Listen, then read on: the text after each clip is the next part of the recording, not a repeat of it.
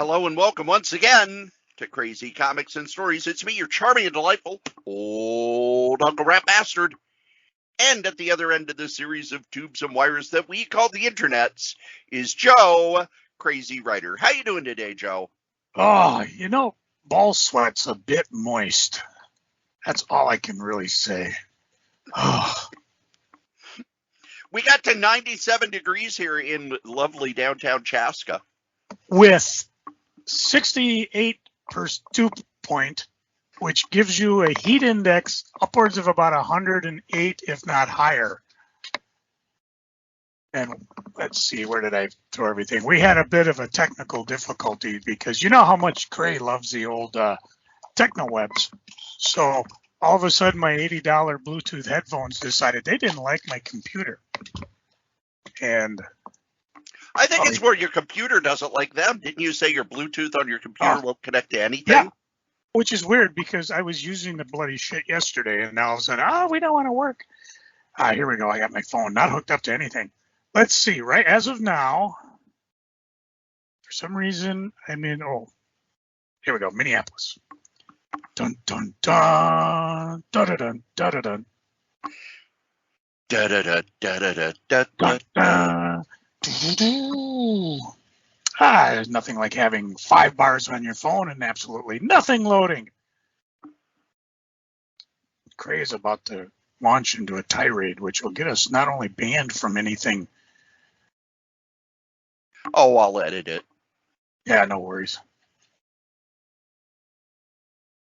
Unfucking real. I mean, come on. I've edited out all your comments about so that we don't get in trouble with. Yeah, we don't want to get sued. Okay. So right now, where I am, it's 86, and it feels like 92, and it's 70% dew point. And as I look at the radar, Check the radar range. Yeah, there's like major storms floating down on top of us. And then you zoom out and you see the line. It's real severe in Wisconsin. So who knows? I may lose my interwebs.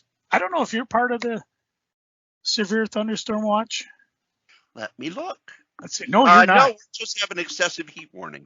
Yep, you're miles away. So never mind that funnel cloud coming down on you, Cory. It has nothing to do with any severe weather at all. No, we're streets ahead. Joe, you know what we haven't done yet this year? Sign our Joe prizes we're going to give away? No! This year's American food. Get away from me. That's because we have trouble trying. Half the fun of American food is when we get to try it together. No. These are the new foods at the Minnesota State Fair. What do you care? You're not going. You won't even try any of them. Yeah, but we always talk about how crazy they are, such as the bacon-wrapped waffle dog.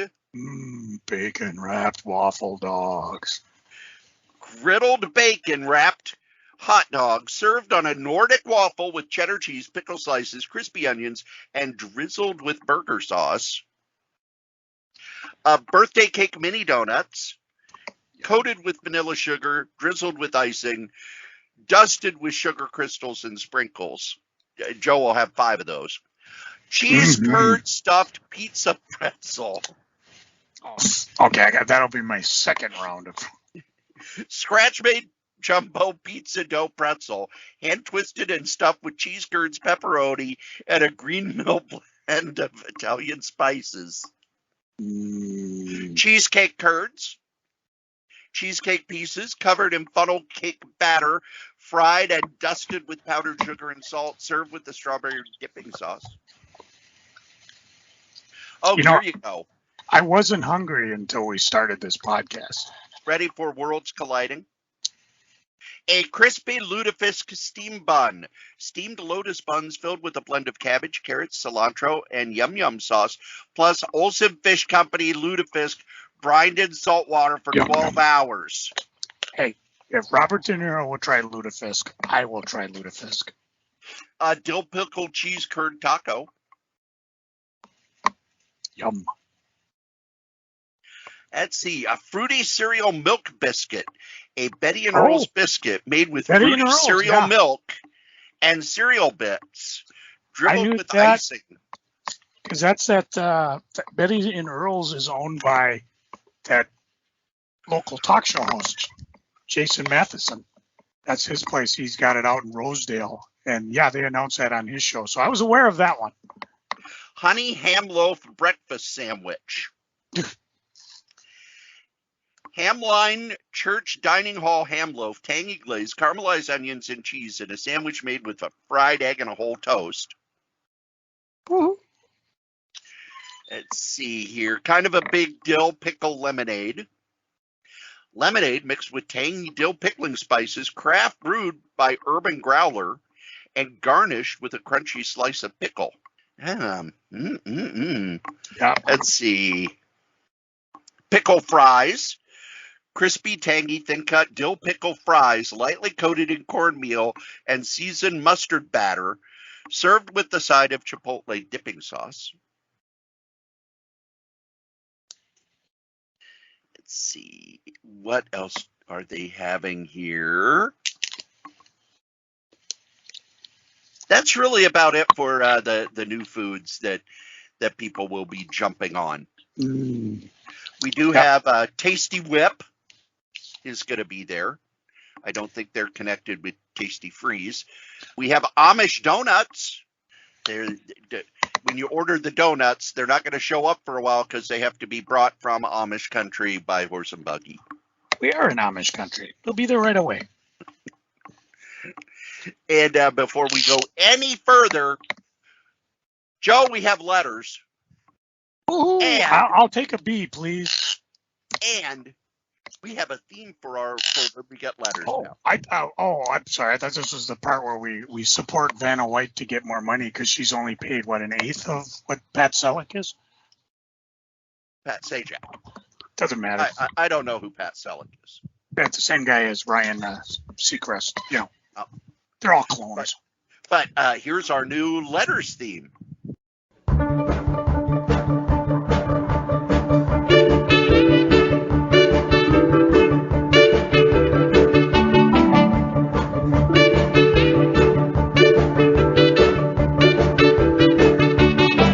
Cory, it's the theme for David Letterman's viewer mail. What are you trying to do? Get us sued? Well, first off, David Letterman doesn't care about podcasts, and he hasn't used the theme for, 20 years, 30 years? Yeah, but whoever wrote it will. They're striking out in Hollywood because of that type of crap. Henry Mancini is dead. I didn't even know he was sick. We'll use it until YouTube says we can't. Yeah, well, they'll probably say it the minute we...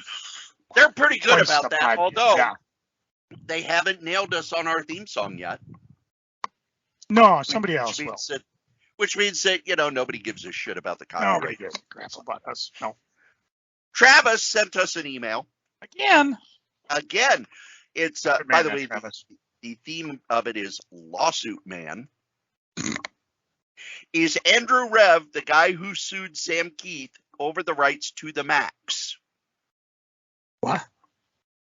Andrew Rev, who's a very colorful character in the world of comics, by the way. Andrew Rev came kind of out of nowhere in 1990 and purchased Comico while Comico was being distributed by DC Comics. I don't think anybody remembers that at one point Comico was being distributed by DC. What happened was Comico, like a lot of different companies, tried to distribute on newsstands, and it cost them a fortune. Whenever I hear people say, we got to get comics back on newsstands, every time somebody's tried comics on newsstands, you forget that newsstands, you get returns. So if something doesn't sell on a newsstand, you eat that cost, and you don't get the comic back. Because in some cases, they just say, yeah, we got 10, we sold 3. In other cases, they just send back the logo. I know that you did that for the stuff from Krause Publications, such as Comic Buyer's Guide and things like that. And that's the way it used to be for DC, Marvel, etc. in up until the 80s. I know in a lot of the Midwest, DC just quit distributing on newsstands because they were printing 4 comics and selling 1. Well, Comico got on the newsstand and thought, hey, we've got the rights to Johnny Quest. That's going to sell a lot. And it didn't, because Johnny Quest had been off the air for over 20 years. So the general audience did not look, hey, it's Johnny Quest. I got to pick that up. So they would print comics that they were used to selling for $1.50, put them on the newsstand, and have to eat the returns.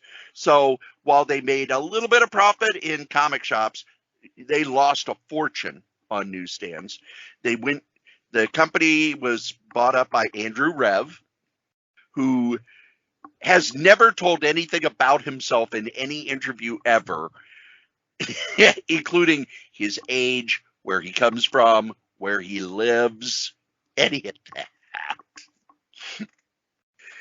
So he snatched up the rights to all the Comico stuff that he could, including Elementals.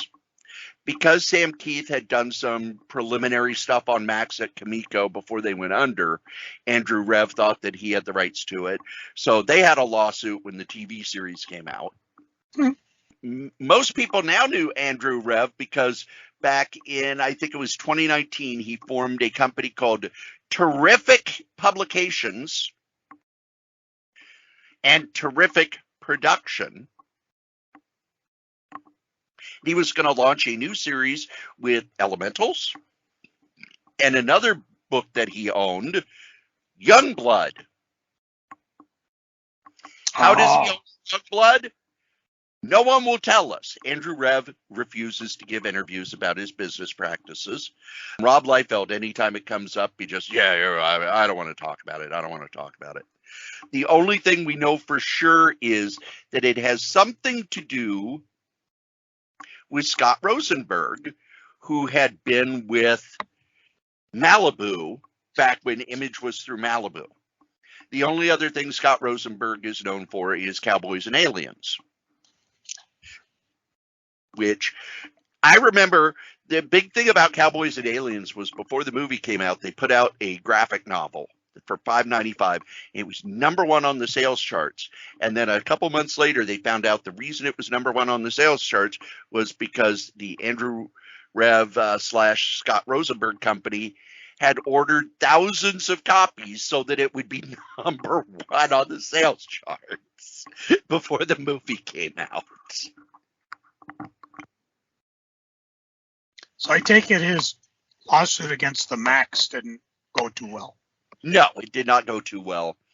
Terrific Publications had a whole bunch of comics that they were going to do, and they never quite came out. If you want to read about it, you could go to gizmodo.com.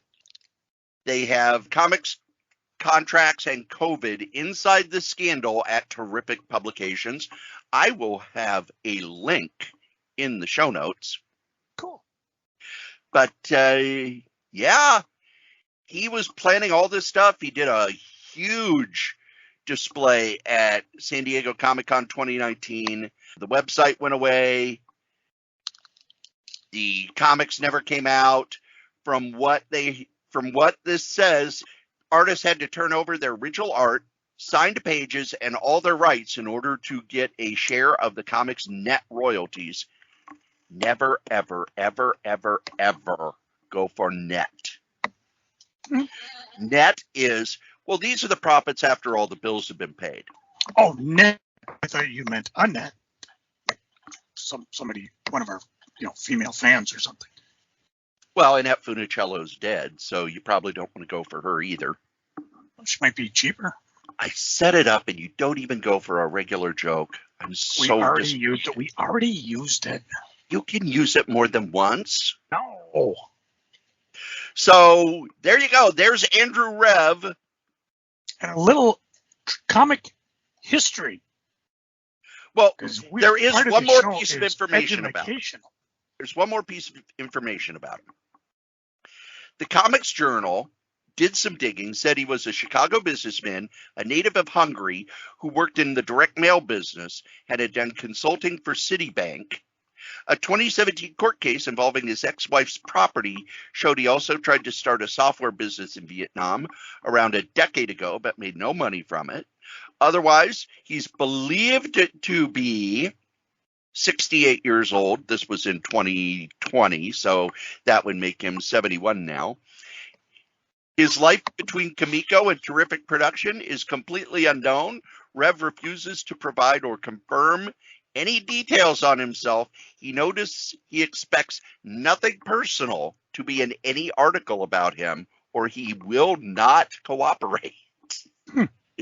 Does he still own all the rights to all this crap? Yes. I'm telling you, kids and their toys. It's going to be interesting because I always find people like that interesting. He's this weird character who flits in and out of comics. He's also the guy who, remember when you and I went to the final Cap City conference? Mm-hmm. And I went not as a fan, but kind of, doing the retailer stuff. And there was Comico's booth set up. And I don't know if you were there or not, but I went to the Comico booth and they were showing off, we're going to be restarting the Elementals. And this was in 95. And I went to the person manning the booth and I said, all right, as a retailer, why should I push the Elementals? Because this will be the third time you've restarted the series that ended on a continued story that's never followed up on. If you're going to do that again, why would I ever push this to the people coming in the shop? Sell me on this book.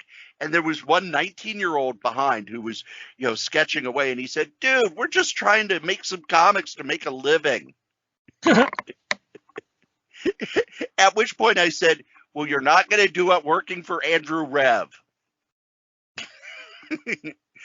Who is that 19-year-old? I don't know, but I can guarantee he did not make a living drawing comics for Andrew Rev. Mm-hmm.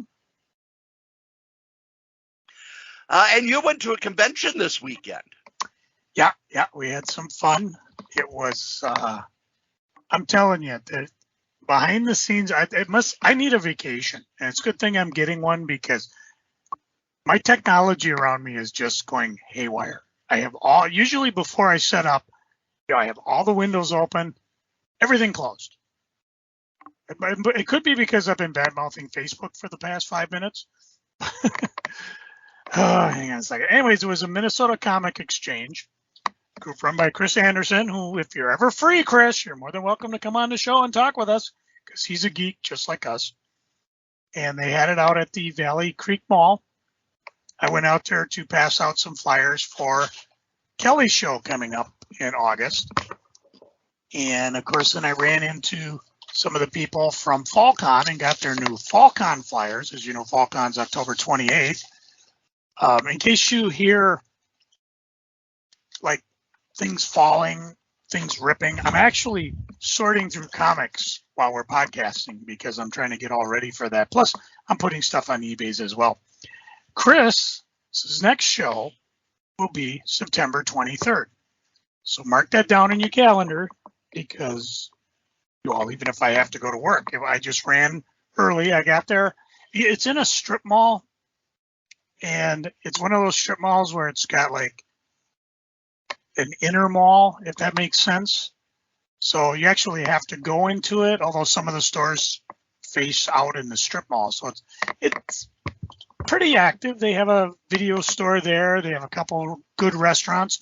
My old partner Pat goes there because being that he's gluten intolerant, it's one of 2 restaurants there that actually have gluten free.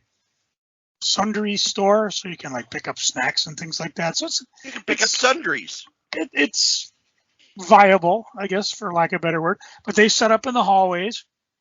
A lot of people there, a lot of dealers there, a lot of amazing deals. I went through maybe 2/3 of it, maybe half, 2/3 of looking, and people were doing stuff, dollar books, $5 books. Buy 6 for $1.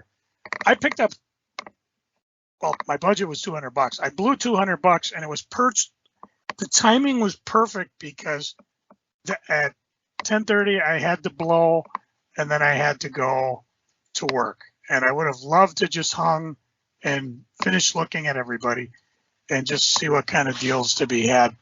A couple things I thought were interesting. One of the major dealers in town were blowing out image books, recent image books that you and I probably never talked about because we had no idea what they were. And like I've been bitterly complaining about, Image, you got an uphill fight trying to get people to buy your books to begin with. So, but I thought that was interesting because they were doing like, was it $2 a piece? And I didn't even go through them because I just have no idea what I have and what I don't have. What I did pick up,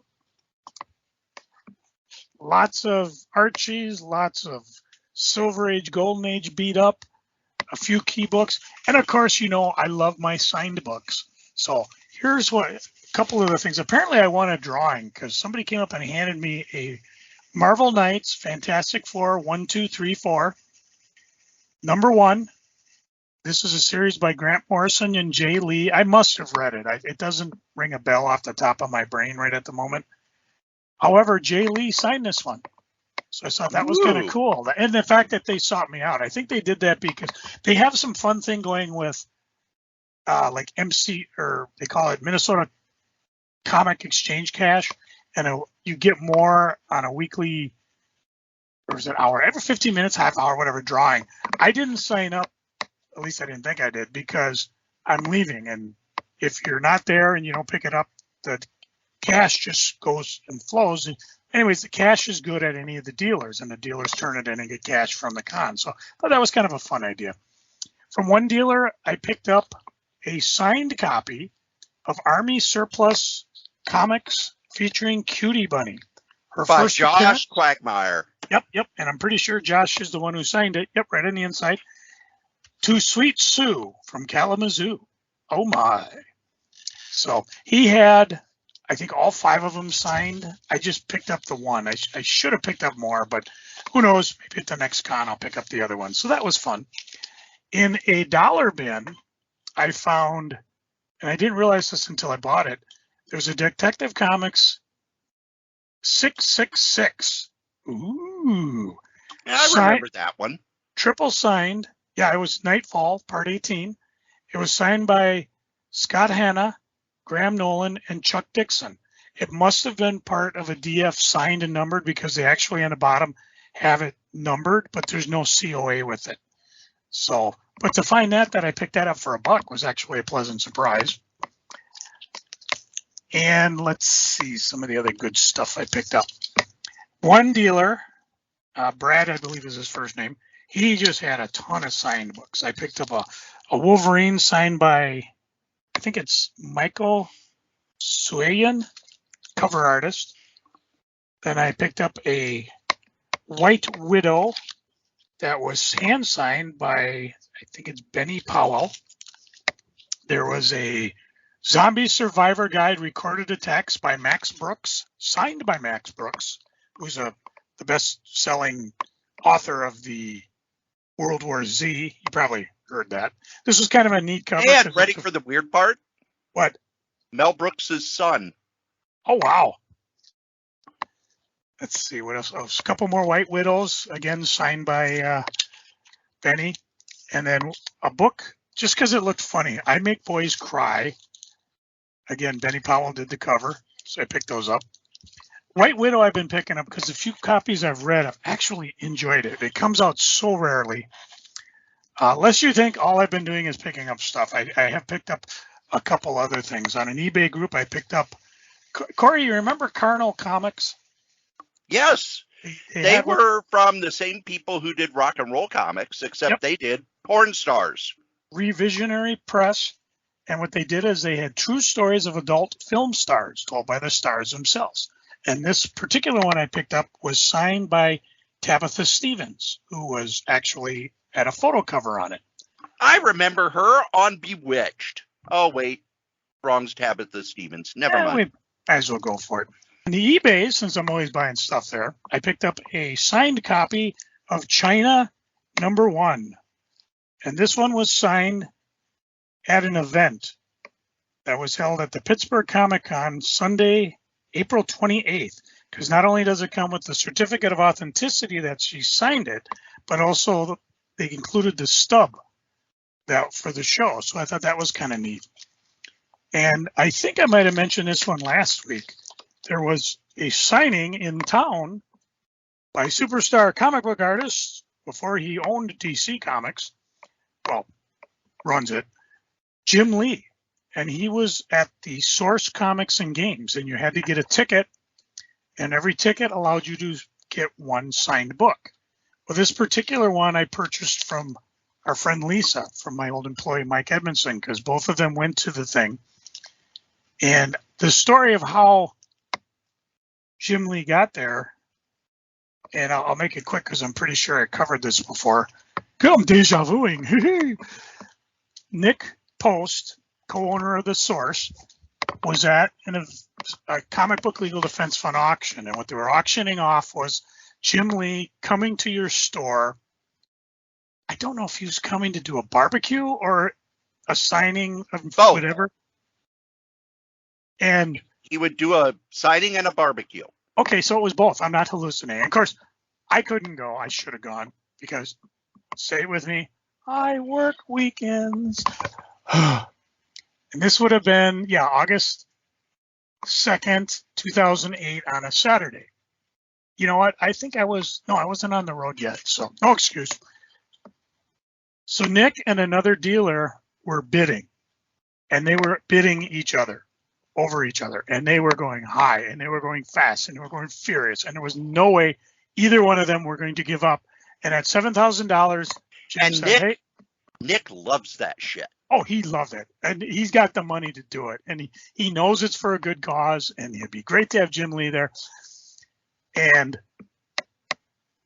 finally, Jim Lee just said, "Okay, you know what? I forget what it topped at, $8,000. He said, "You know what? We'll stop it here because you're both going to go all night, and I'll go to both your shops."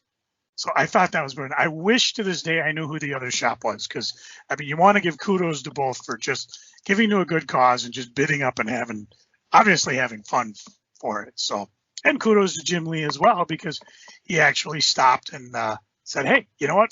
For this, I'll do both." So that was kind of fun. The con, like I said, was fun. It was great to run into Tim, Granite City. He gave me some good news, which I'll share with you if I remember in Freaking and Geeking. I picked up some boxes for him because, as I mentioned, I'm an old man and I'm converting all my con stock into short boxes. Not that that's going to be any easier on me, but it will be easier when I'm trying to lug that crap in and out. And I got a pneumatic wheel four-wheeler, so it's not supposed to be this tough. So that was fun. I did like going to that con. And again, the one's coming up. As soon as I get to work, I'm going to see if I can. I actually got off for the MCBA one, so Gruber and I will be set up. It'll be Pat, myself, Lisa, and then Brian Wilson.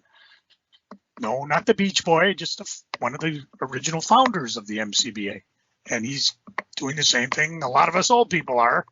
I don't know what I'm going to do with all this stuff. He's going to keep his Lois Lanes, but everything else, he doesn't care. Everything must go. I did ask if he still had the signed gold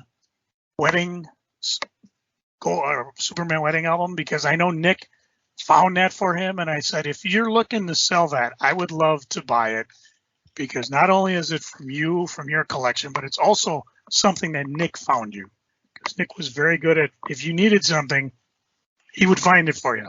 Our dear friend Pat McDonough, who's passed away, was on a big kick of picking up Cry for Dawn. And I felt happy because I was able to get him a Tears for Dawn #1, which was like a real rare one when it came out, only available through Cap City. I remember getting it because one day Pat and I, it's almost like a Tales from the Shop. Pat and I showed up to pick up a comic order, and it was like one of maybe the first orders we ever placed, and it wasn't there. Everybody else in town was there except this one. And Mark was like, oh my God, I'm just pissing off the net, face it, Hot Comics guys went and opened up a second Hot Comics, and they're like, okay, this is a big account, and we're pissing him off. So as an apology, he gave me like this grab bag full of, well, again, it doesn't mean much now because you kids in your fancy variant covers, there are plethoras of them everywhere. But back then, they were a lot rarer, I should say, more rare. So with what he gave us, it was like, cool. But, Pat and I weren't mad. We're like, shit happens. And of course, we were just starting, so we didn't want to piss off Cap necessarily. But anyways, I got a Tears for Dawn, and I sold it to Pat, and Pat was like, oh my God, I've been looking for this everywhere. So I was kind of pleased with that. I know Pat, before he passed away, sold his Dawn collection. He did ask me if I wanted to buy it, and at the time I was like, it could have been cool. Because one of the things Nick did is went out and found him a counterfeit Cry for Dawn #1. In early black and white booms, this was about mid-'80, there were several cases of comic books that they were originally printed so poorly that and they went up in value. I'm thinking like Cerebus 1, Turtles 1, Cry for Dawn 1. They went up in value so fast because when they first came out, nobody was paying attention. And they were black and white, so you could run off to your favorite printer and probably print out a bunch of false ones and sell them. So the market was kind of flooded by this.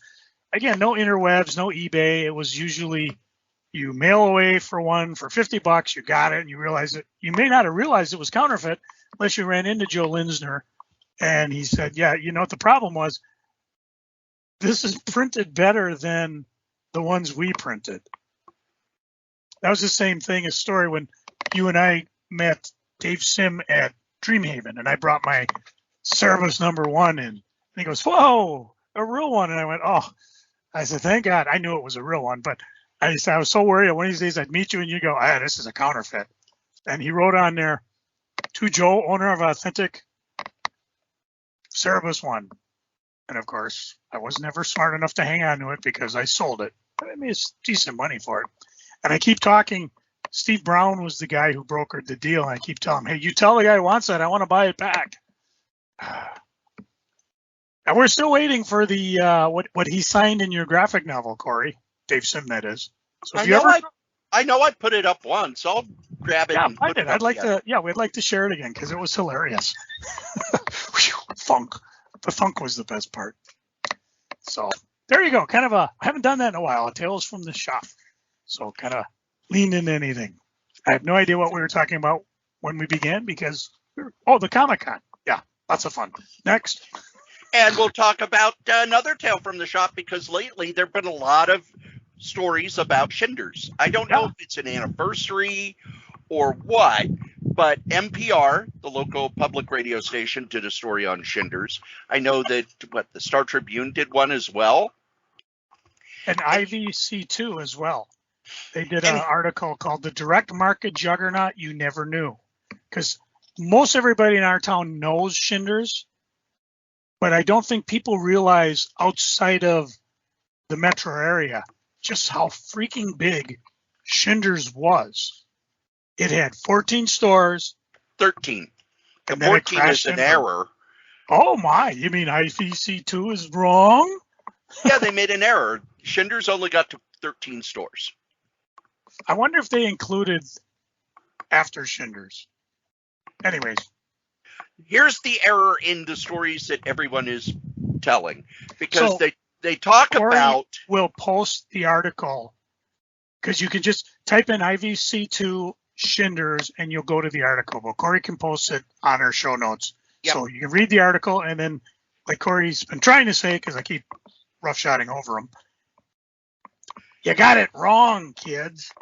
Well, I don't think they got it wrong. I think it's the fact that they don't quite comprehend how Shinders worked. Because they talk about the comics. Well, the comics were around 10 to 15%. And the baseball cards were like 20 to 25% when I worked there. I worked there from 88 to 92. And from what I hear, the baseball strike in either 93 or 94 just destroyed the baseball card market. Just obliterated. I will add to that because, again, I had comics at the time. And my brother-in-law was doing baseball cards. And I gave him a counter in the store. And again, this was the small, what was it, 1,000-foot square store. It was 800 to begin with, got bigger. He pulled out the year before because he was like, there's going to be a baseball card strike. I would not order any baseball cards because they're going to go. And it did. It wiped out almost every little small baseball card shop in town because they had to pre-order the product and they had to take it, even though they're on strike and nobody wanted it. The one thing weird about baseball cards that wasn't true in any other sports cards, the cards went up and down like the stock market, depending on how the players were performing. And that's what my brother-in-law did is he would come in every week, move cards up, move cards down. I had a bunch of my own cards I went through and I used the Beckett. Again, no online fancy stuff like you kids got nowadays. And I would look and say, oh, this guy's gone up. This guy's gone down, blah, blah, blah, so on and so on.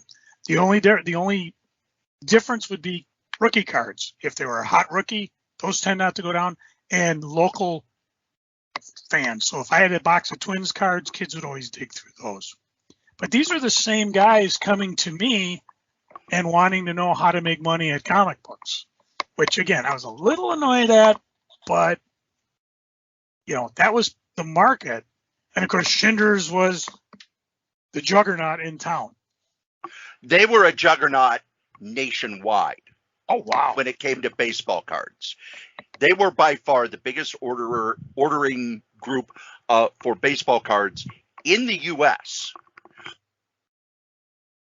And there was a time where Shinders, one of the things Shinders did that people didn't understand is they would get cases and they would do what they call breaking cases. And what it is, you get a case of baseball cards, they'd just open them up and start sorting them.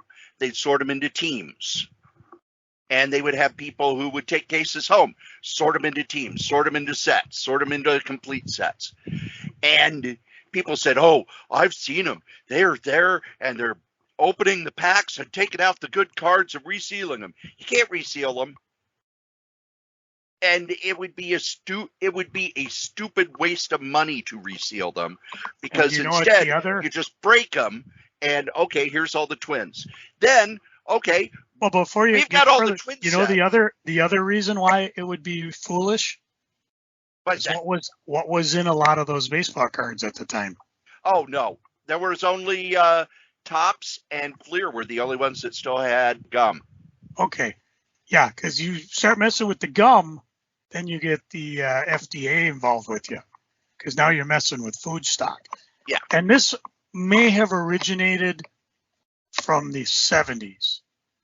So, again, it was a rumor that continued on into the 80s and 90s. Maybe they did that early on because they were always. No, I'm saying before you were there. No, I talked to the people in charge who had been there forever. We had one guy at our Eden Prairie store who'd been at Shinders since, 1972. Well, again, they don't have reason to not lie, but I'm just saying. And it could also be a fact maybe they accuse Shinders of it because they were doing it themselves. And also, it's a really good way to, hey, don't go to them, come to us instead. Yeah. But what they do, it's okay. Twins are going to sell here in Minneapolis. Yankee cards are not going to sell as well. So what they would do, they would contact baseball card dealers in, New York. Hey, tell you what, we have 2,000 Fleer sets of, the Yankees team. Do you want them? Boom. The California Angels, boom. Denver, whatever, boom, boom, boom. To the point where Cap City was selling sets that had been put together by Shinders.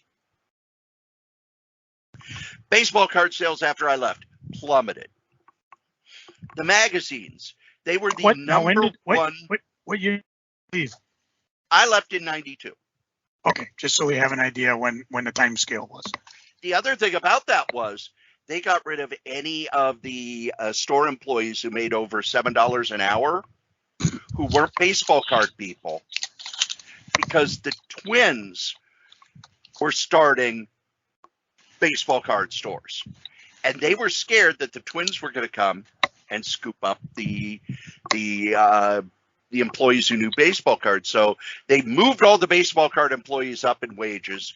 And, well, we're not making any more money than we were before. So if you don't know baseball cards, you're expendable.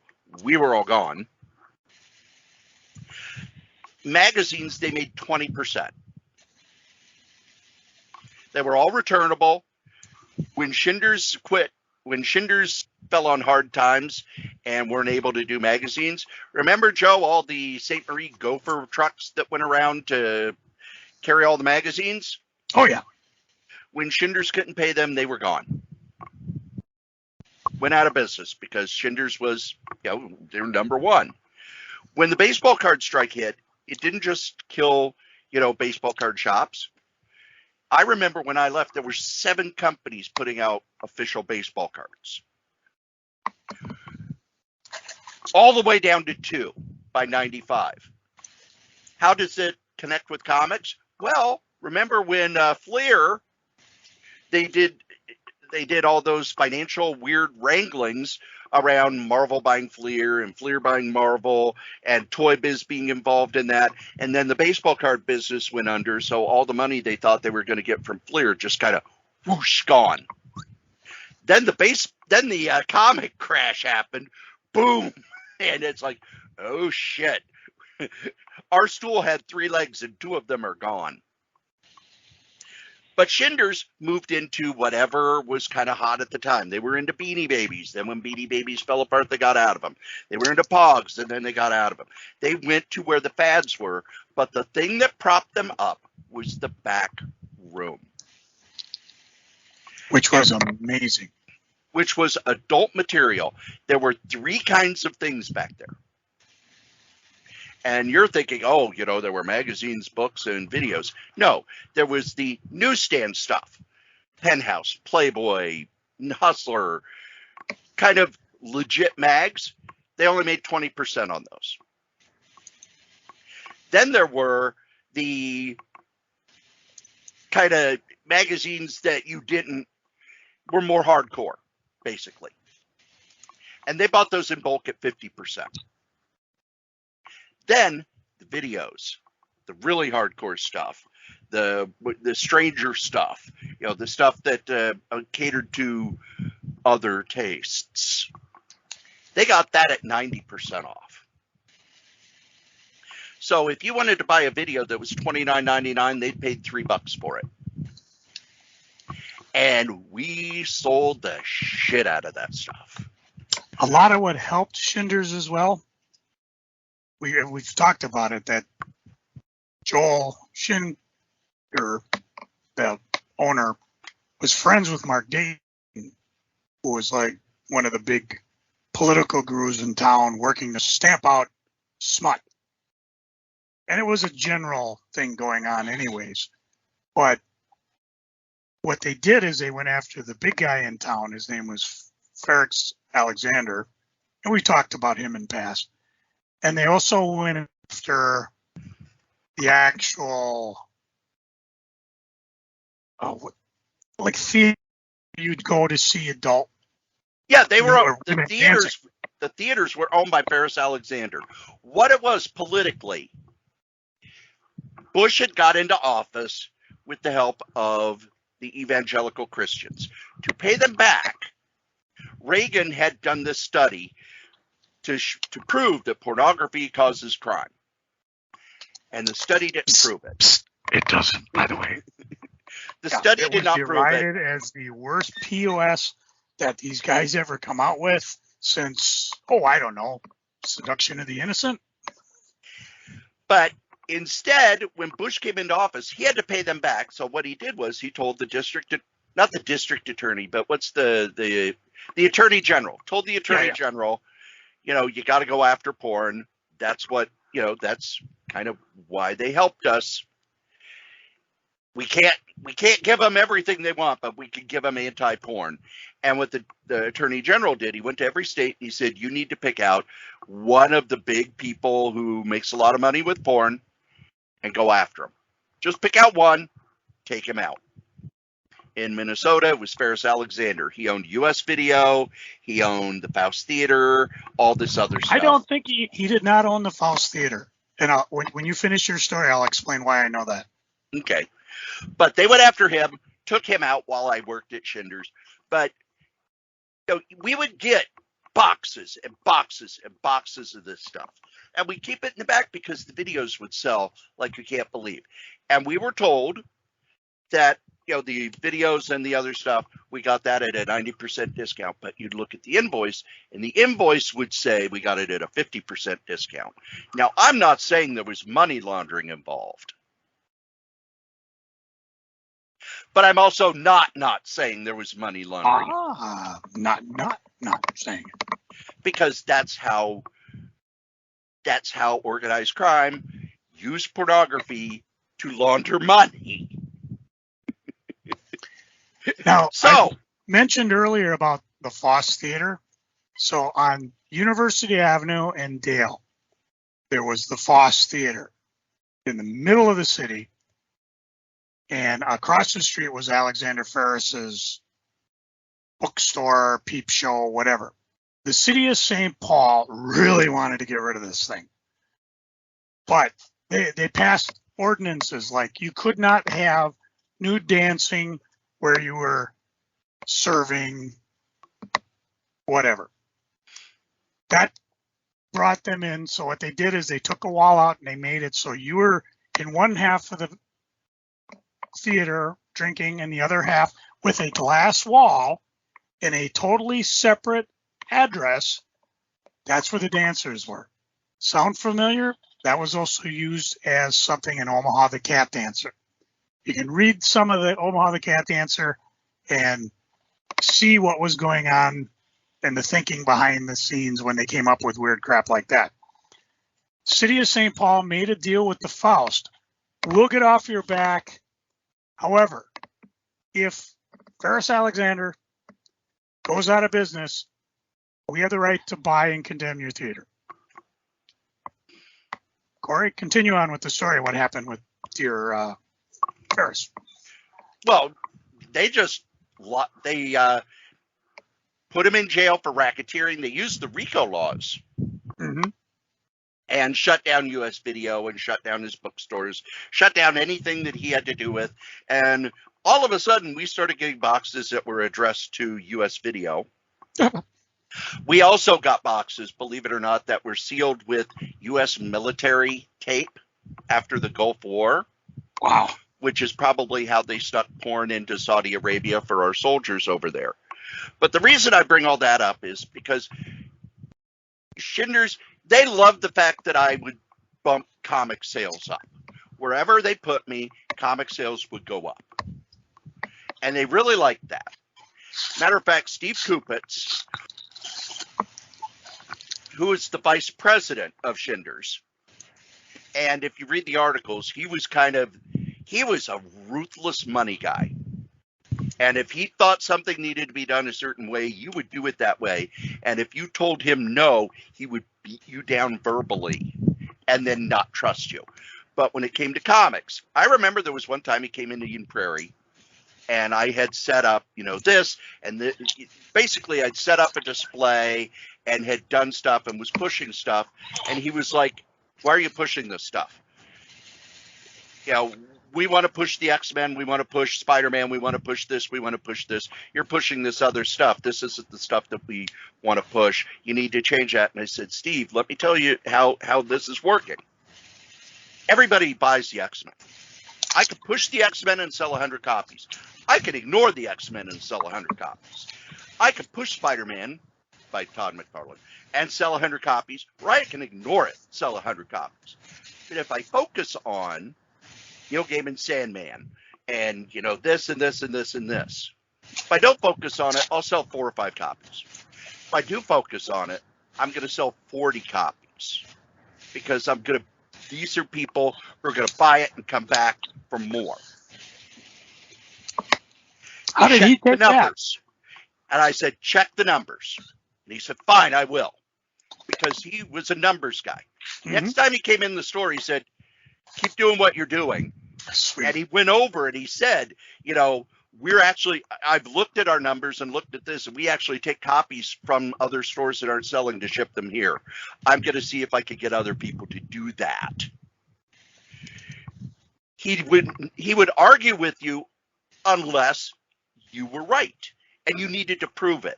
And I'd had a dad who had said, if you can prove you're right, I'll agree with you. But anyway, after I left, they had the baseball card thing. They went through Pogs. They went through this. They went through that. And then the whole time I was there, Joel was trying to get out of it. Just Shinders in general, or? Yeah, he wanted to sell the chain. And whenever somebody would come in to buy the chain, they would look at it and go, this is a product mix this is basically, they said, this is a product mix that's a powder keg because you make the majority of your profit on porn, but you draw people in with kid things. And they were amazed that they had not been shut down by somebody.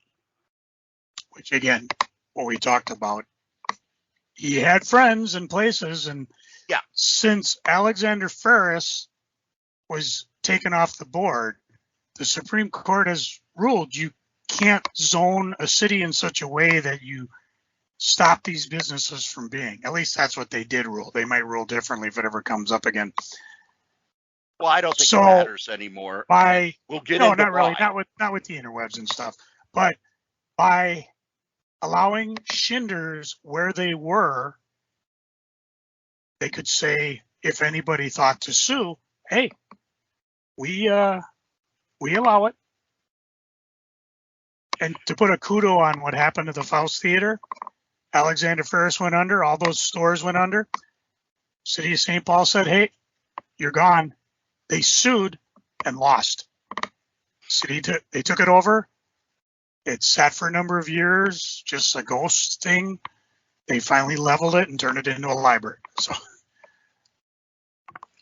So the reason I say that the story that is being told out in the world is wrong is because Joel finally was able to unload the chain onto a relative.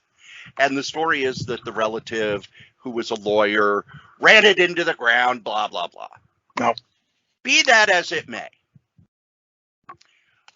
What really happened was, and I knew people who worked there, whenever you would get high-speed internet in one of the suburbs that there was a Shinders, all of a sudden the sales on the porn would drop. And I don't mean just, it's down 10%. I mean it would drop 90%.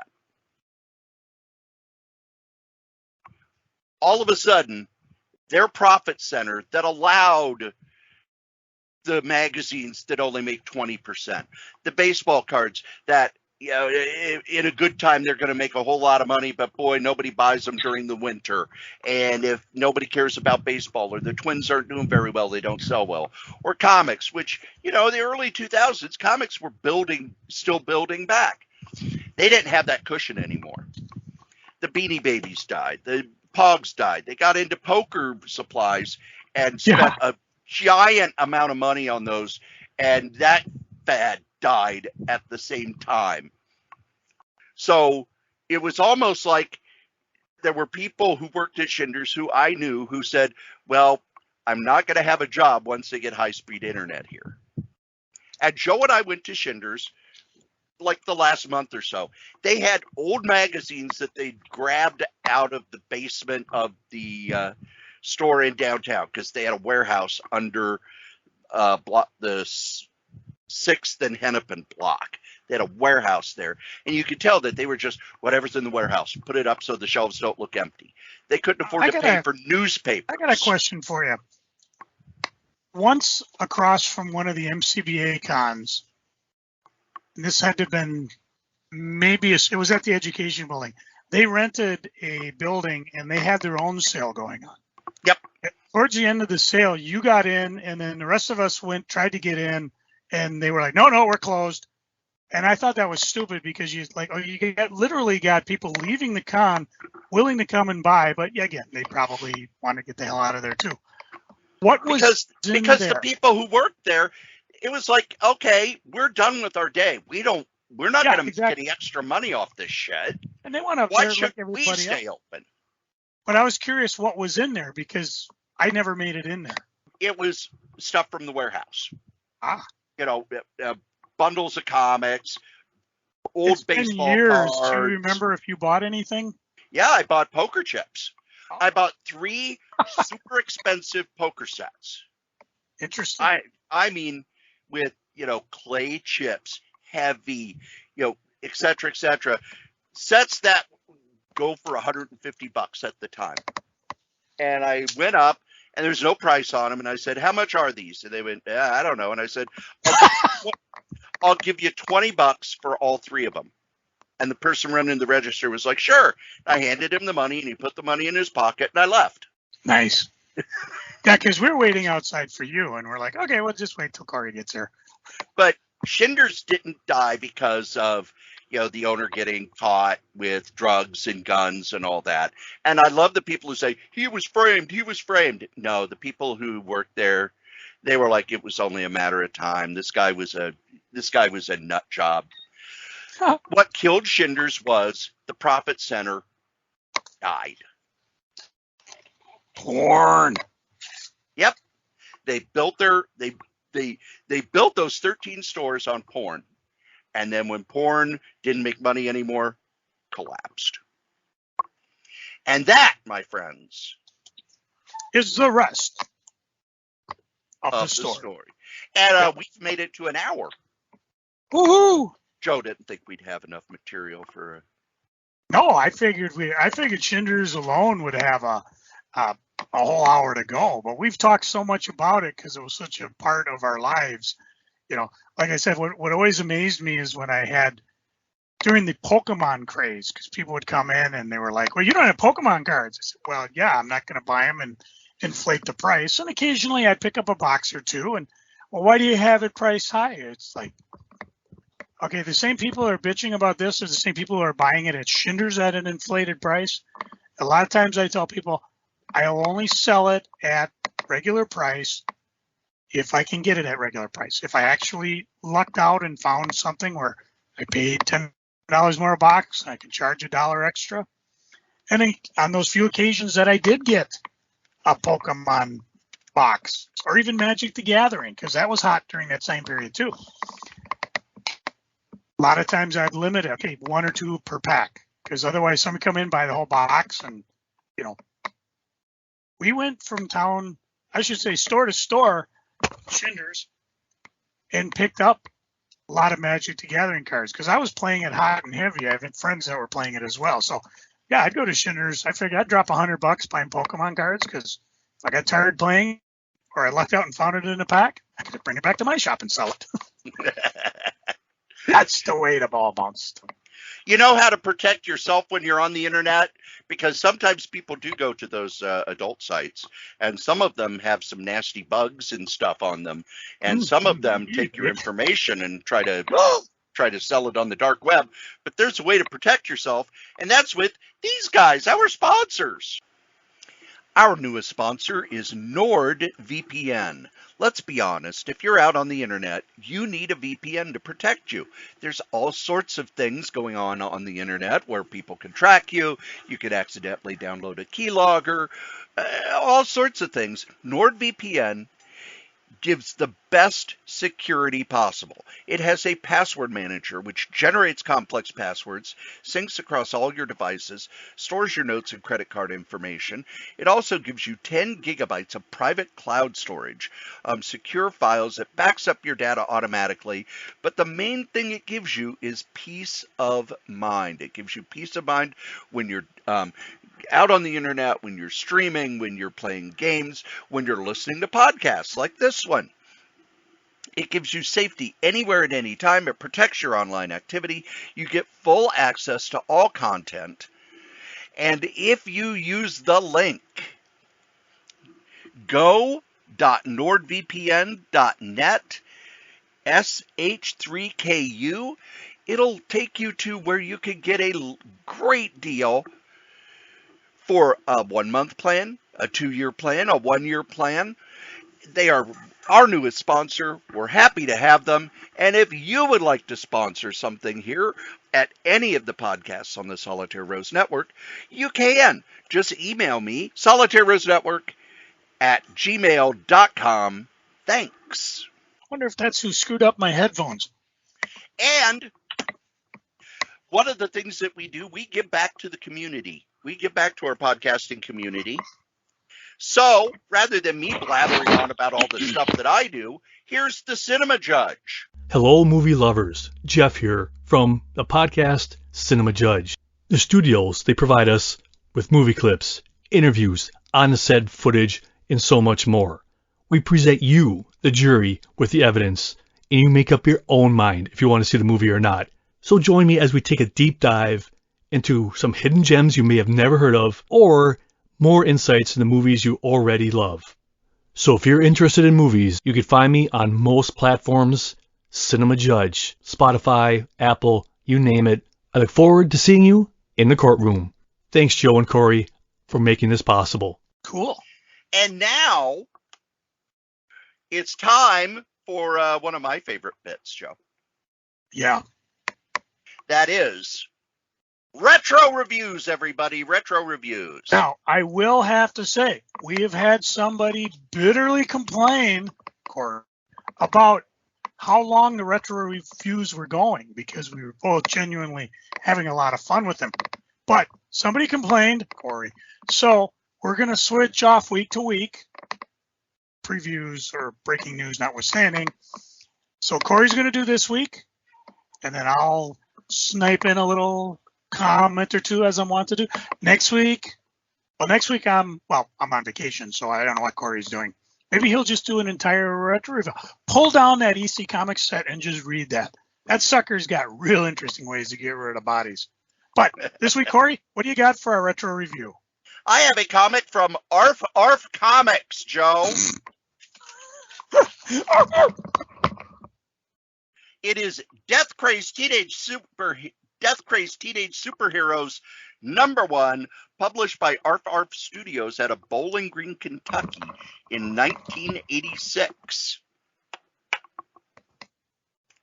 Yes, there was a comic called Death Crazed Teenage Super-Heroes. This was back in the 80s when people were publishing all sorts of black and white comics, and what they would try very hard to do is have the same sort of name set up as Teenage Mutant Ninja Turtles. And when they solicited Death Crazed Teenage Super-Heroes, it was like, well, I gotta buy that. Come on. Come on. So what it is a parody book, but not a Teenage Mutant Ninja Turtles parody, not an over-the-top silly parody. It is a very well-done parody of the violent superheroes that were happening at the time, written and drawn by Jim Erskine, who, in researching this, I found out he has moved on to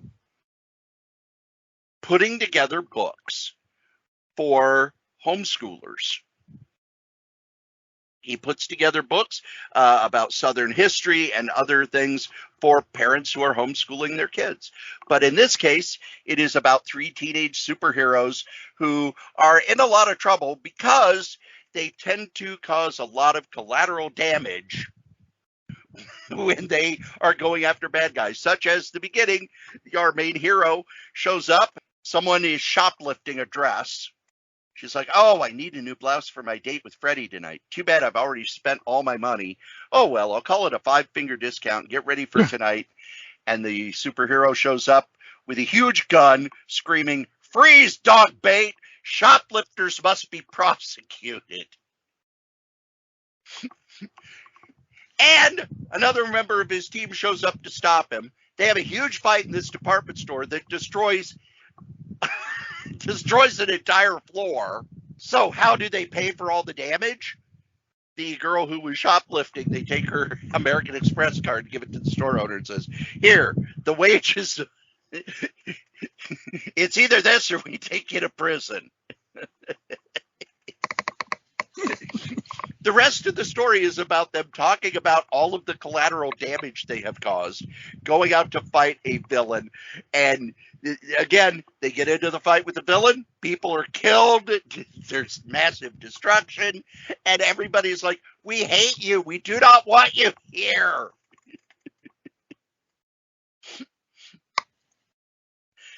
Put this on the American Express, friend. It's a big account. And Superheroes Union Local 86 officially apologizes for all your inconvenience.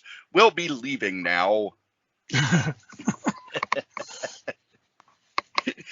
They show covers of the newspaper. Superhero leaves 5 dead in crime spree. Deadly Hero warns, I'm after your butts.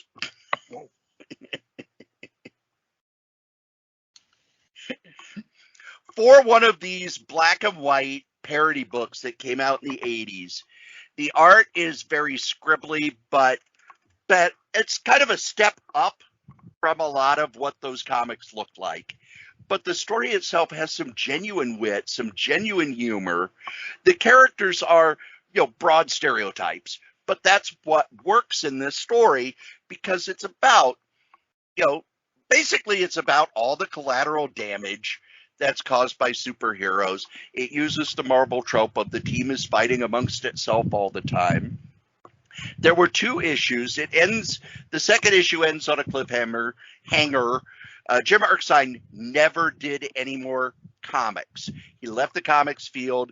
If you go to Amazon, you'll see the books that he does. He also did some kind of, stereotypical Southern humor books about hillbillies and Southerners and small towns and stuff like that. But I really enjoyed these books when they came out, and I'm glad that now that I've gone back and read the first one, it still has what I liked about it, which was, the characters were broad stereotypes, but they had funny lines.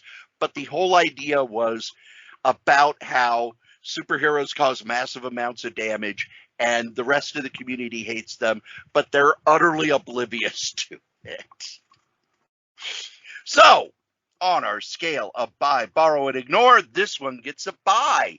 If you can find Death Crazed Teenage Superheroes, there were 2 issues. They were black and white from Arf Arf Press.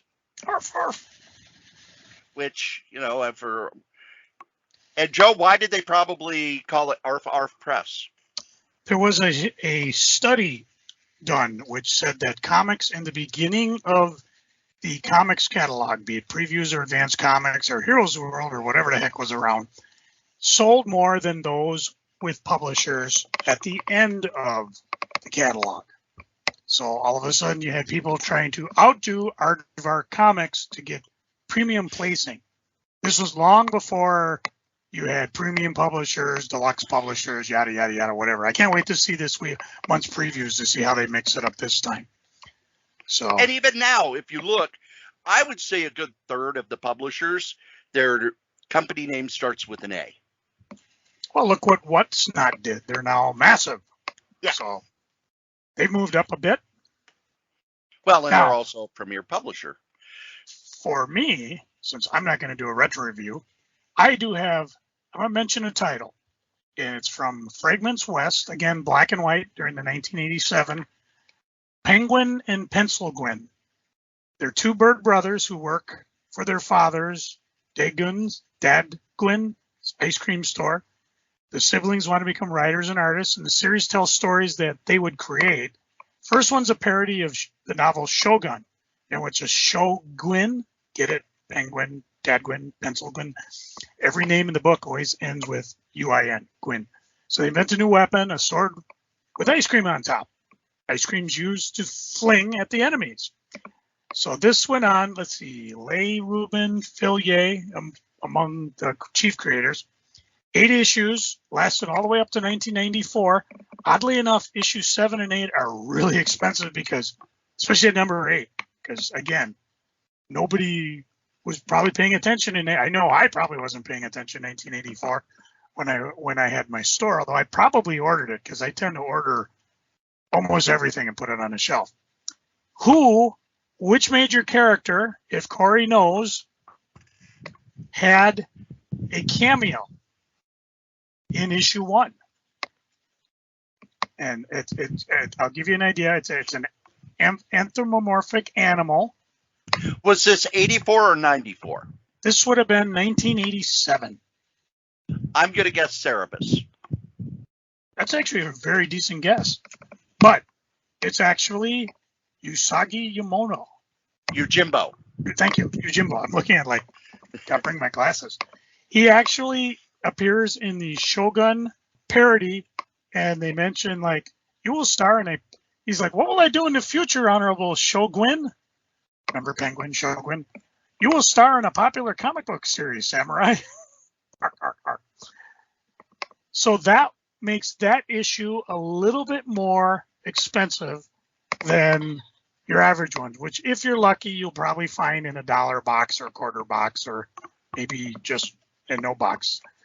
But the first 4 issues, like I mentioned, are issue 5 is very expensive. After that, because I don't think anybody was paying attention, I really don't know why issue 5 is that expensive. Yeah, let me fire up the old Kray 3000 here and figure it out. Because again, just because one price guide says it's expensive and another one might not. Oh my sweet stars and garters. Yeah, someone's got it at $100. Someone's got it. Well, there's one for $100. So go get some. And it says Fragments of West and Wizard of Oz. Or Fragments of West is the publisher. Wizard of Oz tribute. So apparently it's one of those cross promotional things where people who are really big into Wizard of Oz are big on that. Geez, you think by that my copy of Richie Rich Meets the New Kids on the Block should be going up in price any day now. That's all. And now we get to my favorite part of the show. Oh, is this where we get to try some of those foods you made me extremely hungry about in the beginning of the show? No, not where I just decide that I'm going to give in to the heat and drink nothing but mint juleps tomorrow. Mojitos for me, please. No, it's Freaking and Geeking Joe. What are you freaking on? I've bitched about this how many years have we been doing this podcast? Almost 14. 14 years. I've been bitching about this every freaking year. And you're going to have to listen to me for another, let's see. Oh, by the time this podcast drops, it'll be 3 years, 5 months, 27 days. I won't bother with the rest. I've got my yearly TSA certification test. Shouldn't be a problem. I've done it for 20 years. This is my 21st year. Only got 3 more to do before I retire. But nevertheless, it is a stress event in our lives. So if your TSA person's a little bit grouchier than normal, not that they're grouchy to begin with, this could be one of the reasons why. I only have a certification test. And again, it's probably a good one, so I recognize if I see a bomb on the x-ray on your luggage. If you think that's a good thing, take a pause, Google Lockerbie bomb. That's all I'm going to say about that. Nevertheless, it should be fine, but I've got it tomorrow. We're recording this on a Thursday. When I get back from vacation, I'll let you know if I passed or not. Well, it'll be easy because my freaking will be, I lost my job. Well, you didn't lose it. You know where it is. You're just not allowed to go there anymore. Won't be mine. Speaking of weird, this will come into why it happened when I get to geeking. But I've had I'm arthritic, but my hand is just cripplingly sore. I was up late last night. I took some ibuprofen. I basically iced it down until I could actually get it so it wasn't just throbbing and figure out, there's a couple ligaments or muscles that are kind of really raw and sore, and so I was able to work and knead those down, and it was to the point where no matter how I slept, it hurt, which I've had history of stuff like that before, but this one was because of something I'd done, and I'll talk about that in geeking. And I'm going to, I had a really weird eBay exchange the other day, and again, I usually don't share these because I always send out flyers with people when I do eBay things saying, hey, check us out. We're the best thing since sliced bread. And sometimes, I know this one's just weird because this never resulted in a sale. So some guy contacted me on a comic. He wanted me to ship it. This was on Monday. Wanted me to ship it tomorrow, priority mail. Okay, now I tend to ship things next day. It was just a habit. It took me a long time to get into, and it's just something eBay gives me allegedly gives me a little extra zing off my fees if I do it. Well, first of all, I told him I don't do priority mail, but if you need to, you can pay an extra $5.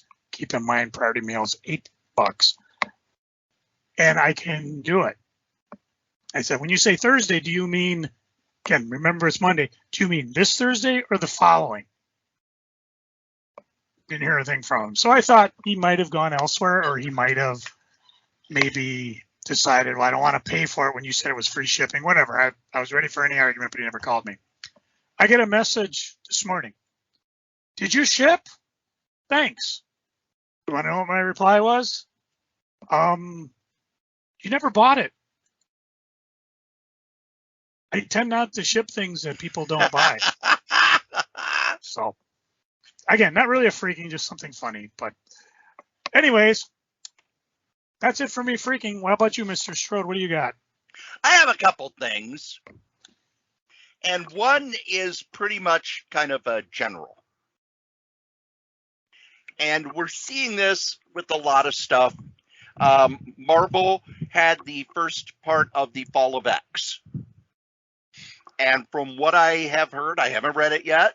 What I heard, it's incredibly dramatic. It's shocking. It's more than people thought would happen. There are a lot of people who are, that's it. I'm done with the X-Men. Damn it. Come on, I'm waiting for the omnibus, baby. Bring it on. And we're getting a lot of this with a lot of continued stuff where the first episode or the first issue or the first part is out and people are furious at the horrible things that have happened. You're judging a book by the first chapter. And the first chapter has to be something big or dramatic that grabs you. And I always liken it to going to see Star Wars and then storming out. Why are you leaving? They captured Princess Leia. The movie's going to be shit from now on. That's going to be crap. I don't know if the story's going to be good or not. I don't know where they're going with it. But I do know that in the first chapter of something, they usually have something to shock you so that you go, oh my gosh, what's going to happen next? It always reminds me of that episode of Star Trek Next Generation where everybody's sitting around playing poker. Then all of a sudden things go weird and the Enterprise, there's an explosion, the Enterprise starts spinning away, and then the Enterprise blows up, and then we get the credits. Which, by the way, was the shortest teaser of any Star Trek ever done, because I exactly know which one you're talking about. And it would be like people going, well, that's it. They fucked up Star Trek. I'm not watching it anymore. No, that's your teaser. That's your grabber. That's the thing that, that's the thing that pulls you into the story. We've gotten so cynical and so used to being spoon-fed and knowing all the beats of the story before we see it, that when somebody does a big grabber, the people who are fans of that thing, it's almost like they're looking for a reason not to like it. No, if that's how it starts, let the story play out. If the story doesn't work, cool. Then you don't like it. But let's remember, Crisis on Infinite Earths, beginning of the story, they destroy Earth 3. Which was the evil, where the Justice League were all villains. That's how it started. The second thing is, I'm on this mailing list where you get free books and digital free books and books dirt cheap, etc., and many of these are self-published on Amazon. And I also see it all over the place in descriptions of books and descriptions of comics and descriptions of TV shows. Something where it says, this has a massive twist you will not guess. Then why are you telling us? Because when you tell us there's going to be a massive twist, we are kind of looking for that twist. And it's not going to have the impact because we're waiting for whatever the thing is going to happen. Kind of like how in the 70s, it felt like every Marvel comic is, you will not believe the surprise guest villain. And it was always either Doctor Doom or the Red Skull on the last page. Darkseid! On Ambush Bug. Oh my gosh, it's Darkseid! No, if you want to hit somebody with a twist, don't tell them there's a twist. Don't tell them that. It's like in wrestling. It's one of the things I really dislike in wrestling, where they hotshot things and tell us something is coming. The biggest twists that we remember are the ones where there was no clue at all it was going to happen, and then they can I give you the last afterward. one the last one that had me going? Sure. And I think I actually sent you a recording of it. Star Trek Discovery. I am the guardian of forever. Yeah. Oh, but geez, I mean, oh, brilliant. That's the payoff I want. Joe, what was the biggest twist in wrestling history?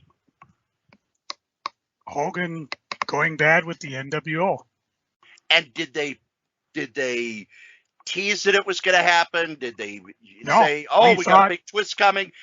We got a third person who's going to be joining the NWO. And when Hogan was coming out, everybody thought he's here to save the day. And God bless Scott Hall, Kevin Nash. They played it like, oh shit, Hogan's here. And when it happened, another one, Undertaker losing his streak. Yeah. Oh man.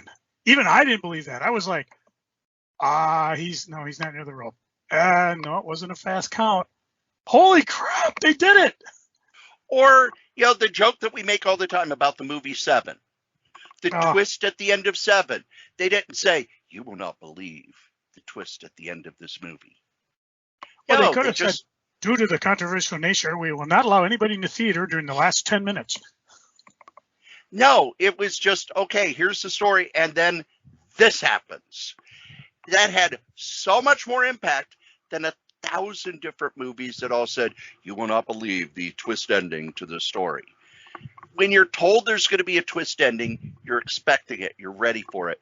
If you're not told there's going to be a twist ending, it has 100 times the impact. So if you're putting out a book or a comic or whatever, let's go to comics. No one said the last page of Thunderbolts #1 will blow your mind. It was just, nope, here's a new group of superheroes. They're taking the place of the Avengers. And then they sent a little thing to retailers saying, you're going to want to order extra of this. We can't tell you why, you're going to want to order extra. And when it came out, blew everybody's mind. And from what Kurt Busiek said, they had to fight to keep it a secret because the marketing team was like, oh, we got to push that we got to do it. And he was like, no, if you do that, it's not going to work. Joe, what are you geeking on? All right. I went to see a play, which was fun. My wife had this all set up for it. It was called Glen Sheen. Does that ring a bell with you, Cory? No. Okay, because we went by the Glen Sheen Mansion when we did one of our Duluth trips. And the Glen Sheen Mansion was built by the Condon family way back during the I don't know what you call it, Gilded Age, Lumbered Age. The condoms were I'm saying it wrong. Condon, Condgdon. This family was very generous. They're, millionaires, billionaires by our terms, very generous to Duluth, highly sought after. On June 27th, 1997, sometime past midnight, an intruder entered the Glensheen Mansion on Duluth's London Road, climbed the staircase to the second floor, and murdered 2 women. The daughter of the Congdons, Elizabeth, who was 83 years old, and her nurse, Velma Petelia, who was 63. Initially, the Duluth police assumed the murders were the results of a robbery gone wrong. Miss Condon's bedroom had been ransacked, jewelry was missing, Velma's, the caretaker's car was missing, later found in Minneapolis-St. Paul Airport. Police suspicions soon would change as they began to investigate certain members of the Congdon family, particularly Elizabeth's adopted daughter, Marjorie, and her husband, Roger.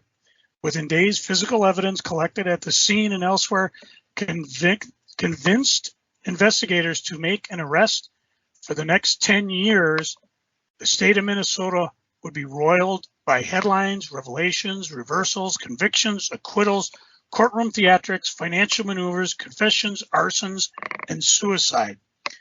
So you think, Cory, this would be a good topic for a musical comedy? Well, let's just put it this way, and I got to find the guys who created this. Chang Poling did the music and lyric. It was musical director David Lohman, directed by Ron Peluso, choreographed by Tina Mulder, musical arrangement by Robert Hain. Oh my sweet God, this was the funniest thing I had ever seen. The music was amazing. The actors were phenomenal.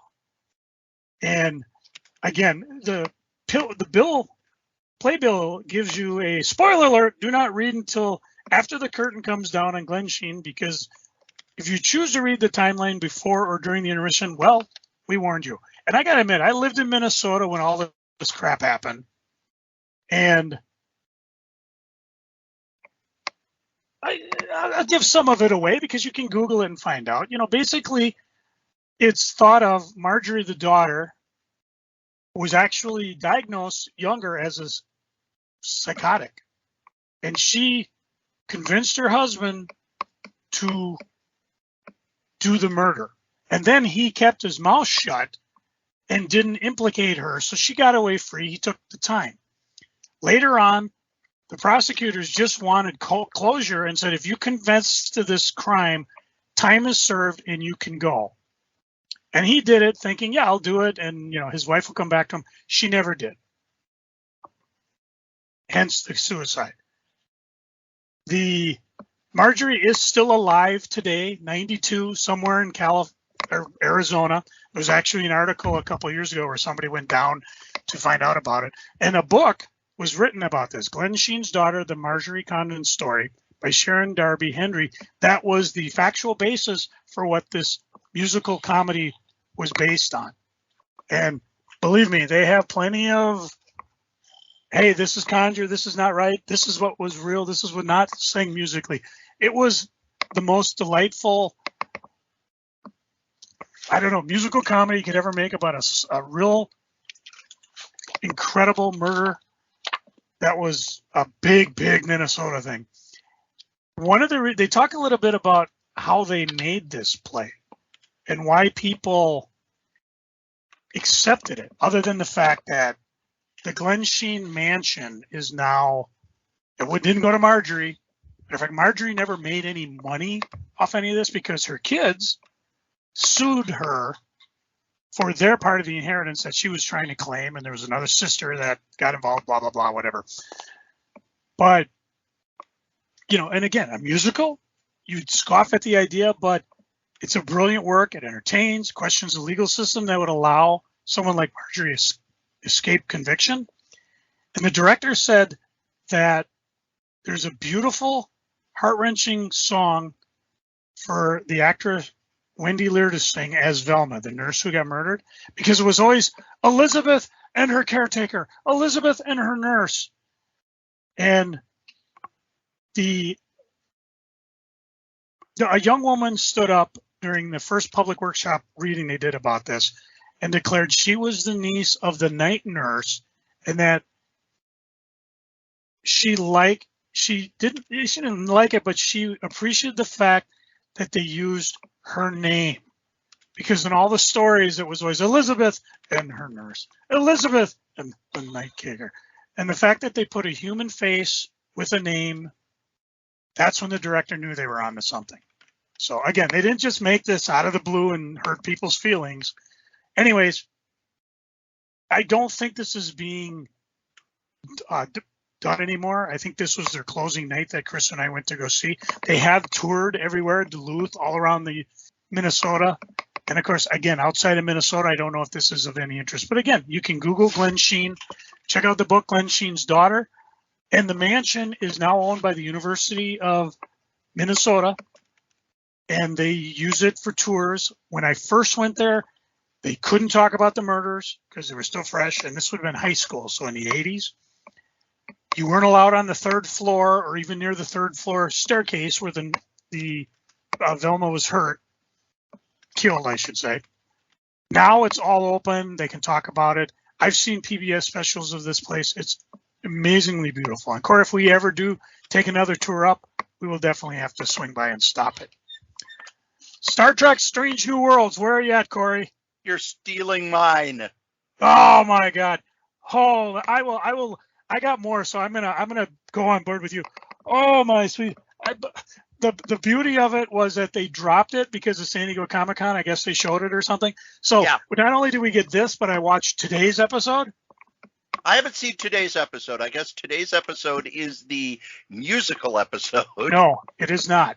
That's next week. Then this week was Klingons. Yes. And I won't say anything else, but well, you did see the crossover? Oh yeah. Okay. You're going to need to watch it again after you watch this week's. Geeking.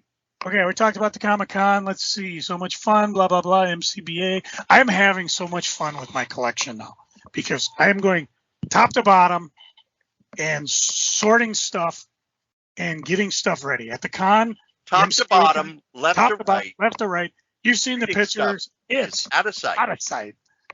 And I am basically deciding I am keeping it, selling it, and some of the things I'm like, okay, I'm going to go a little higher on this because if I sell it, great. If I don't, some of the stuff's on the eBays. So I just had a big burst of stuff on the eBays. So it's definitely worth checking out. My little laptop at work, I can tap away and get, anywhere from 1 to 10 things on the eBays. Yesterday, I think I got about 20 on the eBay. So you can wait or you can look on this eBay. Some things sold really fast. Like I had a first appearance of Men in Black. Yes, the Men in Black. And it sold. And of course, every time I sell it, maybe I should have gone higher. No, I try to go fair and free shipping and all that. But I'm just having fun going through, running across things, especially when it's in terms of things that like I've never read. Like I'll just give you for instance, there's the Millennium Comics, Doc Savage Manual of Bronze. And it's basically the old Who's Who Marvel Universe thing where they talk about, here's a history of Doc Savage. What was Doc Savage's first name, Cory? Clark. How high was he? How high? What was his height? Wasn't he like 6'5" or 6'6"? Pretty good, 6'8". Okay. How about his weight? Oh, I don't remember that. 270 pounds. How about his first appearance? Doc Savage magazine, issue 1. You are correct. Then they have one about Andrew Blodgett, who's known as Monk. And there's Theodore Hartley Brooks, who's Ham. Patricia Savage. His sister. Yeah. John Renwick. I mean, this is just a blast to read. Cadwell Holden, White Eyes, Mo Gween. There's a cut of his Helldiver, his headquarters. This is the type of just fun stuff. I just, the behind the scenes things that are just fun to read. And again, I didn't know I had it. It'll probably end up online, but I'm going to read it before I get rid of it. So I mentioned before my hand was killing me. Why? I took Cory, while I'm trying to find my phone, wherever the hell I left it, tell the people, what's the major river that flows through our city? Well, we have the mighty Mississippi River, and we have the mighty Minnesota River as well. Yep, This is confluence. where the Mississippi and the Minnesota River combine. Yep. How many times have you been on the Mississippi, Cory? Oh, I don't even know. A lot. You have? Yeah. I can count twice. I've been next to it. I've been to all sorts of parks. I've wandered up and down the Mississippi. I mean, I've been in New Orleans. We took the Mississippi River Road on one of our. Were we podcasting when we did that? Because I took a detour to Metropolis, Illinois, and I don't know if we were. Yeah. Okay, so it's in the podcast. You can go find it. I want to go too far. I have never been on the river proper. I've been there twice. First was on a city event where we went on a boat that floated from downtown St. Paul up to the 35E bridge and back. And the interesting thing is it was an 80-degree night, but it was like 60 degrees in the middle of the river. It has its own weather going on. Well, this time I won on an auction for charity. A gentleman, he just does private pontoon rides for charity. That's what he does. So if you ever see somebody offer a pontoon ride on the Mississippi for 2 hours, it's probably him. So me and a couple of our friends, we went on board, started at the Mississippi Pub, which is in Inver Grove Heights. And this guy knows the Mississippi River. He was a riverboat guy, worked on barges, lives on the river. So as we're driving up and down, he's like, yeah, see that barge? See those huge tanks? That's the heater to keep the asphalt during the winter from sludging. And it's fired up now. So what was the temperature? 90 degrees yesterday, probably 108 with dew point. And these poor guys working the asphalt barge had these blasting heater to keep the asphalt from running and not tarring up on them.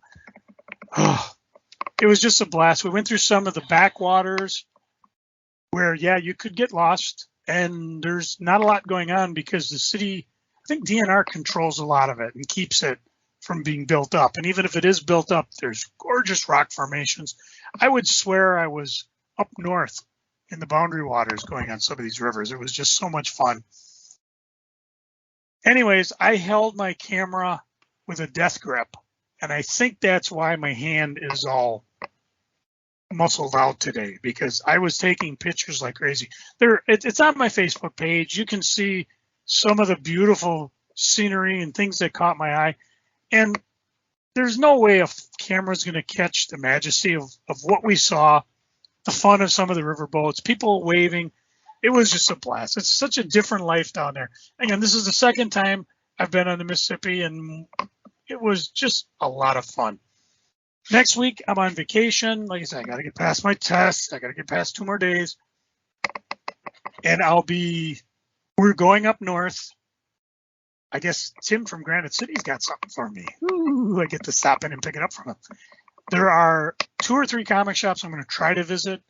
There's one in Alexandria, Minnesota.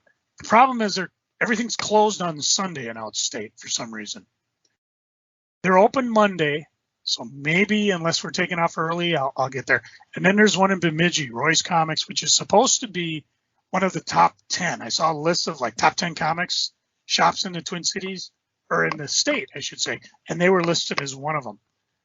And there's also a toy store in Park Rapids, which I'm aware of because I met the guy down when we were at Steve Brown's store in Cedar Cliff, in case you didn't know. And I don't know if he's still there or not, but he was buying a lot of vintage toys from Steve. And if he's still there, I want to check it out. And of course, that all depends if they're open and if Chris will let me.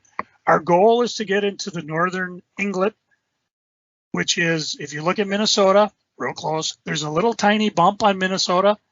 That is the farthest north in the continental United States. You can only get there for 2 ways. Well, 3 if it's winter. One is boating. The winter, you can take an ice road, or you got to take a road into Canada back into Minnesota. It's the only place in the continental United States you can do that. So we've never been there. I've been in Minnesota all my 58 years. We're looking for a place called the Lost 40, A lot of people don't realize everything in Minnesota has been logged down. Because when the white man came, they saw the natives had it, and they said, well, you're not exploiting this properly. We need to cut all these trees down and make some wood. Which, again, remember the Glen Sheen thing I talked about earlier. That's how people made their millions. There is, though, a Lost 40, which is the original forest, the way it's been since, well, maybe hundreds, if not thousands of years. Due to a geographical error, it was, I guess, marked that it was a swamp. Well, logger guys aren't going to go near a swamp. You can't get trees out of swamps. There's nothing there. Nobody went to check it out, so they still stand to this day. And right now it's protected. I don't know if I don't think it's a state park. It might be a state monument. So I'm looking forward to that. A lot of state parks, a lot of shops. So we're going up there, and then we're going to work our way across northern Minnesota, go to War Road, go to Hill National Falls, which I've never been, and end up on the North Shore.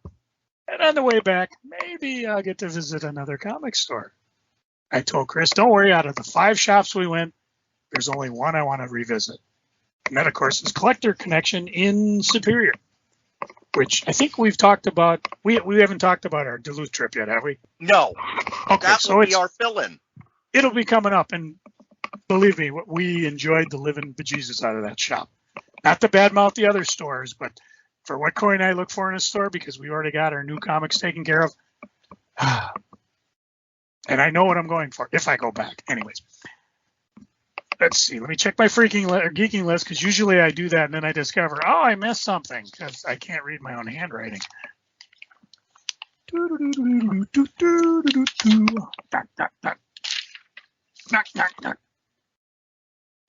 That's it for me, folks. Cory, what you geeking on? I'm going to also talk about the Strange New World crossover. Now, Joe always talks about Trek culture. He gave it over 80 ups. 80 minus 1, because he gave, what he does is when he gives a trillium up, which is his plus, but when he gives it, like there was, I forget what the metal was. If you notice, when he gives that, and he rarely gives it, that gives a negative to any negatives he's given. So yeah, I think it was 79 to -1, which was amazing. It is full of Easter eggs, and if you would have told me at the beginning of the year that Spock was going to be Strange New World's comedy character, I would have said that's a stupid idea going back to my freaking. But they pull it off. Spock is the funniest character on the show. Anson Mount as Captain Pike is note perfect in that when he doesn't make himself the focus of everything, but he's one of these guys, reminds me of stage acting. When I was in stage acting, you were told, even though there's stuff going on in the front, your character should not just be standing there. You should be doing some sort of business. And that's what they call it. They call it business. Something that expresses your character and how your actions are. He is always doing stuff in the background. And just watch him. He is so good at it because he never gets out of character, but he always adds something. Like with Spock Turning Human episode, where he starts to come in and then something happens and he just turns around and leaves. It is amazing. An amazingly well done episode. And there are some people who are squeal out loud when some of that happened. I mean, when it started and it was animated, I was like, and when I saw Jonathan Frakes directed it, I was like, yes. And there are people who, I don't like the fact that they're doing so much comedy. Blah, blah, blah, blah, blah. Star Trek has always had comedy. Always. Trouble with tribbles. They tried to drum it out in the 3rd season because of we just accept the 3rd season for Spock's brain, Herbert. Star Trek has always had comedy. They had comedy in Next Generation. They had comedy in the movies. You can't tell me Star Trek 4, which most people say is the best Star Trek movie. Oh, it was dead serious. No, they played with the comedy. comedy is a part of drama. It's so good. It's just so good. In my batch of old comics, Joe. Before we get too much farther, and of course, if you haven't seen it, we're just spoiling the episode for you anyways. Yeah, there's a scene where Spoiler gets up and over Pike's saddle. And as he's doing it, he goes, Riker, as he swings his leg wide. And that was an improv. Total improv. And he says, I had to do it. Frakes was feet away from me directing this. I said, Riker, on the Ready Room, which is another show that's fun to watch. Will Wheaton not only goes over episodes, but fun things. Like in this week's episode, he had Jonathan Frakes and then the two actors, forgive me, because I lost my window, who do the voices on Lower Decks and were their animated counterparts on Strange New Worlds. All three of them were there being interviewed. Will was smart enough to get all these interviews done before the actors strike, so we got new stuff. And then they were talking, and Riker, Jonathan Frakes was going, yeah, when my wife saw that, she laughed so hard. Riker! And there was one other improv where she was talking to, they were in the room, Ready Room, talking about what to do with the two characters that were time displaced. Because, and I had no idea that Spock was so hot. That was an improv that she did. And, you know, they left it on the set because usually they got to be real strict because they're trying to get stuff done. But with this, they just let it go. It was just, just love it. I'll probably go watch it again tonight just because it's definitely worth watching. Continue. In that box of old comics where I got my final Marvel horror reprint, there were also some Kid Colt Outlaw. And some of them were from the late 60s, which is when they had one news story and then all reprints. The news stories were actually written by Denny O'Neil. Denny O'Neil should not write Westerns. But what I'm geeking on is that the Kid Colt character is one of the few that they haven't used over and over and over again. So the stories are very one-dimensional, very short, but the art is by someone who I knew very little about, and that is Jack Keller. Jack Keller worked for Marvel Atlas in the 50s, and he mostly did the Westerns. And when everybody got fired in 57, he went and found other work elsewhere. But I really like the fact that his stuff is, and some people think this is an insult, workmanlike. He has character models. All of his characters look different. They have different body types. They have different faces. It's not just, okay, I'm going to draw the same person with different clothes and different hair. But the thing that I really like is the backgrounds. He does these beautiful Western backgrounds. And one of the things when I watch Western movies, either U.S. Westerns or spaghetti Westerns, is you can tell a good director because they frame it such that you see the wide open spaces, a huge field of depth where you see the blue sky with clouds, where you see the mountains in the background, where everything's far away, and you get this sense of just pure openness. In the Denny O'Neil stories, they're very kind of cramped because it's, okay, we're telling this story, we've got 5 pages to do it. It's very character driven, so a lot of close-ups, a lot of action sequences, stuff like that. Keller went out of his way to show the vastness of the West, the vastness of these areas. And you could tell he didn't like drawing cities because, boy, he did not spend a lot of time with drawing buildings. He spent his time making it feel very open. And that's something that I appreciate. Back in the 50s, a lot of people who worked for Atlas were doing it for page rate. You had to churn it out. And especially Atlas before like 55. Okay, horror books are big. We're going to do 20 horror books. Westerns are big. We're going to do 20 Westerns. Love comics are big. We're going to do 20 love comics. He did a really good job of making them feel like you're watching a Western movie, and I appreciated that. I have not read a lot of the Marvel Westerns of the 50s that weren't by Jack Kirby. And Kirby's Westerns were very much proto-superhero stuff. So this box of old comics is very fun because it's stuff that I didn't read. There's even a few love comics in there that I'm going to be talking about in future episodes. And then the last thing I'm geeking on, I picked up Moon Knight number 25, which a lot of people are complaining that Marvel is doing, the extra size books at an extra cost. And I do notice that some Marvel books are going to be $4.99 next month. We'll be talking about that later in another episode. But Moon Knight 25, the lead story is about 80 pages.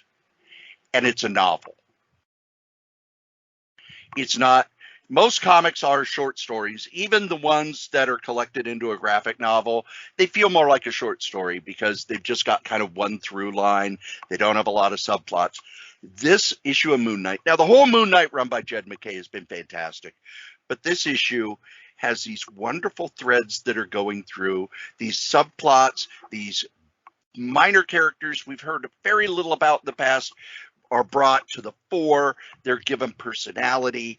This felt like a novel. This felt like I had sat down and read a novel, whereas most comics, I feel like I sit down and I read a short story.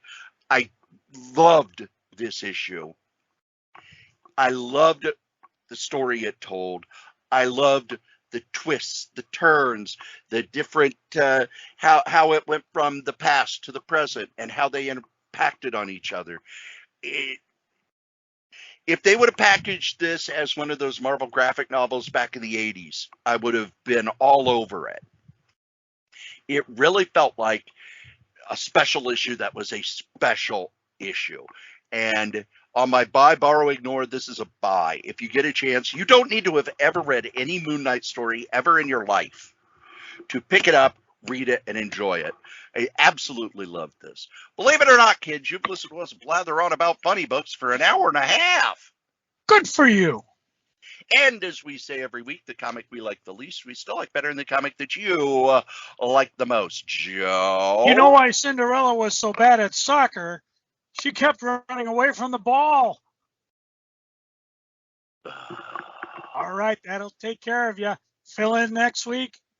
Maybe previews the week after. I know I got my catalog. Cory will have his. And we always like to tell you to come get some. But for now, I feel like dancing. Cory, hit my music.